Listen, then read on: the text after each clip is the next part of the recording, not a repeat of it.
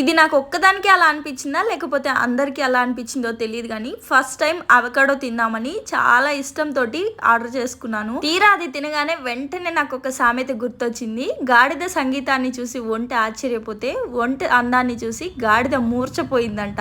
ఆ గాడిద సంగీతాన్ని విన్న ఒంటె పరిస్థితి ఎలా ఉందో, ఆ ఒంటె అందాన్ని చూసిన గాడిద పరిస్థితి ఎలా ఉందో దీని టేస్ట్ చూసాక నా పరిస్థితి కూడా అదే. అంత ఘోరంగా ఉంది. టేస్టే లేదు అసలు. చాలా చప్పగా ఉంది.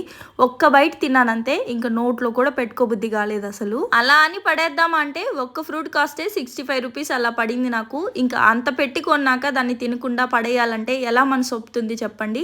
అందుకే దాంట్లో ఆనియన్స్, టొమాటో, అలాగే సాల్ట్, పెప్పర్ పౌడర్, కొంచెం ఆరిగాను కూడా వేసి బాగా మిక్స్ చేసేసుకొని బ్రెడ్ని నెయ్యి వేసి రెండు వైపులా ఫ్రై చేసేసుకొని దాని మధ్యలో ఇలా పెట్టేసుకొని శాండ్విచ్ లాగా చేసుకున్నాను. అలా చేసుకోవడం వల్ల ఏంటంటే బ్రెడ్ టేస్ట్ వల్ల కొంచెం అవకాడో టేస్ట్ లేకపోయినా ఓకే తినగలిగాం.